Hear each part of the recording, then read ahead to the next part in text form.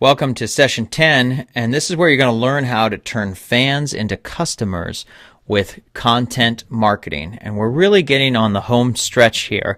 You're really going to learn now how to start to not just turn those browsers into fans, but turn those fans into customers. And the reason why this is important is because fans, or people who have liked your Facebook page, don't buy from you. Customers do. And in the case of our Costa Rica page, where we gave you the example, we had 200,000 people like our page and only 7 customers. Well, that sounds like a really poor ratio. However, we only had 7 lots to sell, and we did so for $1.5 million. Now it doesn't sound so bad. 200,000 likes for $1.5 million. Now it sounds pretty good. But the thing is, we only had 7 customers in there. And what we found is that the way that we got those customers to come from Facebook is we filtered them from our large page through content marketing. And as my good friend and mentor Eben Pagan says, content is now the path to cash. Content is now king, and now content is cash. And what do we mean by that? Well, if you look at information and the things that people value and are willing to pay for, more and more and more people are willing to pay for information. And as we're in our technological age and we keep getting more and more advanced technology, information becomes more and more valuable. The right information. And so if you can provide content that provides the right information for free on your website, you can get people coming to it for that free content, and some of those people who like it will buy your stuff. And when you can provide free education to market and sell your services, it's the best, easiest, and most natural way to attract customers to you. And the reason why I say this is because it's working. When you see content marketing, there's so many people out there who are educating, and the reason why is because it works. Education is being used to successfully help people solve their problems and see your solutions. Education helps build credibility and trust, which are essential to getting fans to take action and becoming customers. So content marketing is the new mainstream marketing form of marketing because it works. You need to create content that attracts your prospective customers. And providing the valuable information, whether it's videos, I like videos personally, white papers, tips, tricks, etc. I don't like to write so much, so when we do blogs, I generally hire somebody to write our blogs for us. But in the types of content marketing, there's a almost unlimited number out there, but the main ones are books, editorial marketing, infomercials, advertorials, blogs, articles, online videos, and so on. And what you're trying to do here is capture email addresses. So your Facebook page and websites need to be worth your prospective customers' time to fill out your opt-in list. There's got to be something that they value enough to trade their email for your information. And remember, it's a risk for your customer to give their email addresses. So because they're worried about being spammed, and so many people are in email overwhelmed, the last thing they want is another newsletter that they don't need, that they can't get to anyway because they're so busy. So what are you going to give them that is worth it for them to give you their email address? And I remember I had a customer ask me, gosh, why isn't anybody signing up for my newsletter? And I asked her, I said, well, what value is your newsletter providing? And that's where she got kind of stuck. And she said, this is somebody who is in the health and wellness space. We're helping people have a healthy back. She said, I've got lots of good tips on having a healthy back. I said, well, do your customers perceive that? And when I took a look at her newsletter and the sign-up form, I could tell very quickly it looks like there's absolutely no value in the newsletter, and it looks like it's just going to be another piece of email that is going to be frustrating and get in the way of our other productive emails. So here's what we did on our Costa Rica page. So this is CostaRicaWellness.com. on the very first page, so you can't miss it when you come to CostaRicaWellness.com, you can register for information. And so in this case is get floor plans, pre-construction pricing, and early selection information for the wellness community villas. So it is not our intention that out of the 200,000 Facebook fans that we have, that 200,000 people are ever going to come here and fill out this information. We don't want that. What we want is we only want the customers to come in and fill out the information.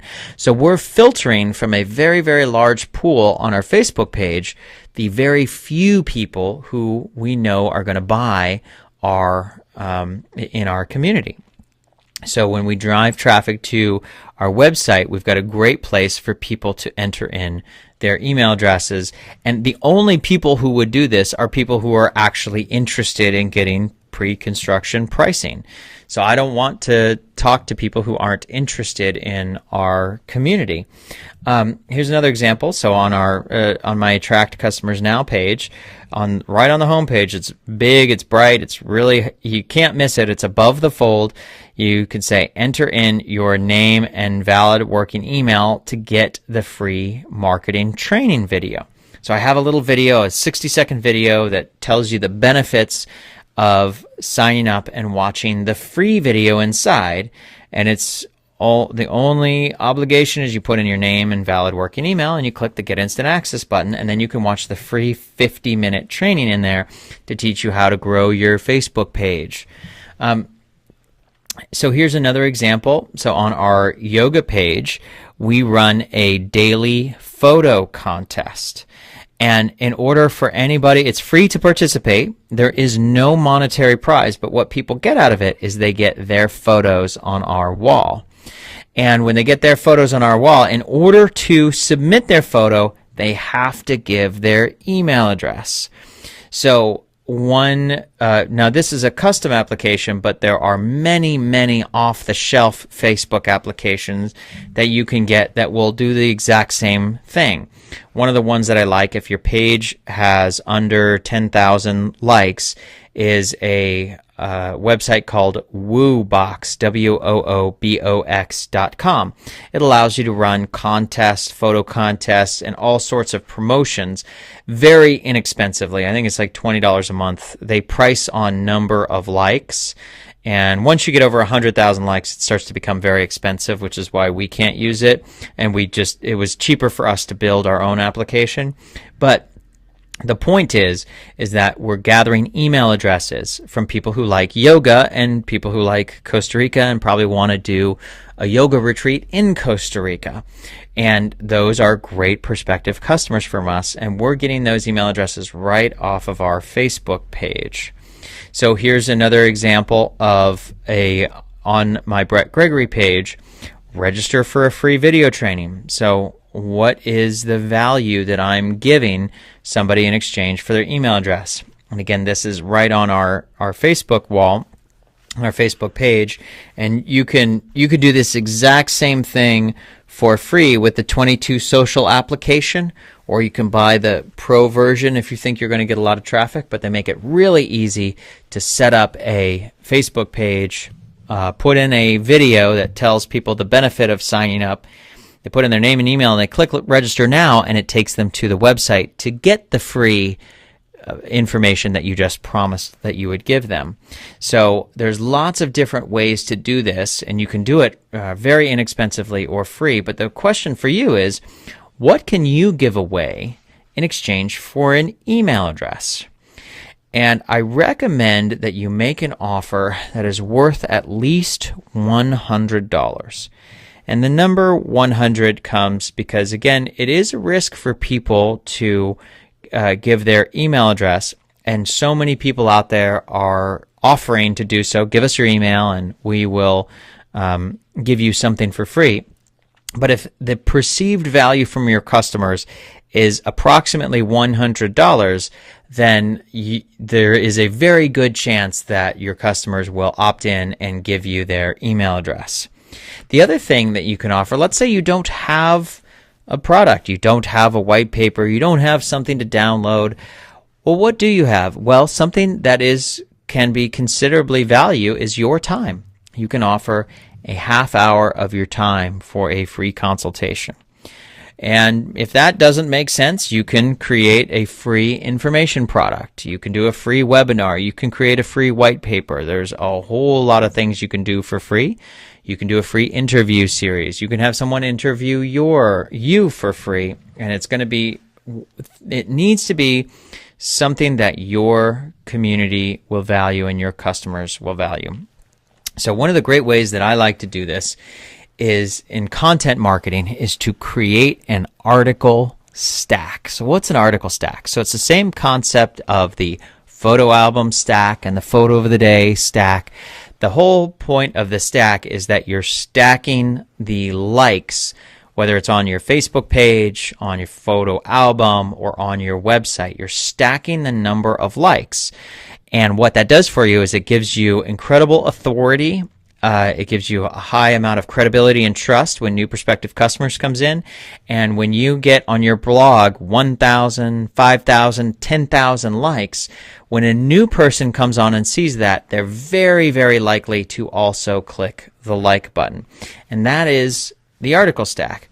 So one thing I mentioned is I prefer to speak and do video. I really don't like to write. It's just not my forte. So I get articles written for me. I use a paid service called iWriter.com, and you can get free articles depending on your budget. If you need free articles, you can go to articlesbase.com. I don't recommend that though, because it hurts your search engine optimization when you post other people's free articles. So the paid place, iWriter.com, you can get articles for as little as $1.25 an article. Now, I also don't recommend that because those are going to be very, very poorly written articles. I spend about $15 per article for our Costa Rica yoga articles. And what I did was I had 40 articles written all at once. And, it took about 2 weeks for the person to write it. I spent $15 an article. And then what I do with those articles is I post one per day on our blog.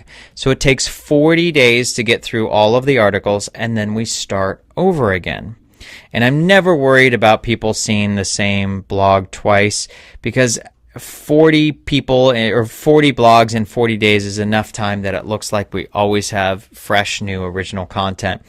Now, we've been doing that for about a year and a half or so, so it's about time to go and get new articles written. So we are going to be doing that pretty soon.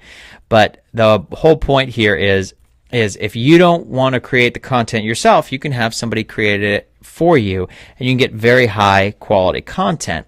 And here's why this works. So I went to the most popular blog in the world, which is the Huffington Post. And the day that I went there, this was in February of 2012. So it was kind of a sad post, Whitney Houston's last performance. And on the front page of the Huffington Post, the most popular blog in the world, they got 6,200 shares of this particular story. Well, by any objective measure, that's a lot of shares for any article on a post. Well, when we do the post, and this is the blog post on my, it's not the world's greatest picture, but this is the blog post on my website.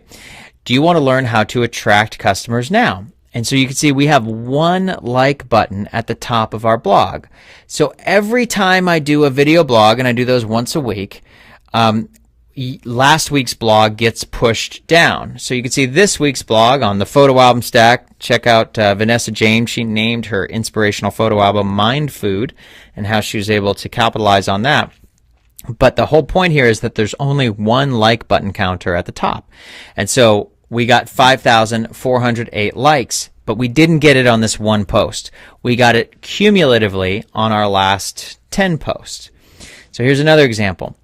If you go to CostaRicaYoga.org and you click on blog, you can see that we have over 100,000 likes on our blog. I think we're up to 140,000 now, as a matter of fact. So we get 140,000 likes on our blog.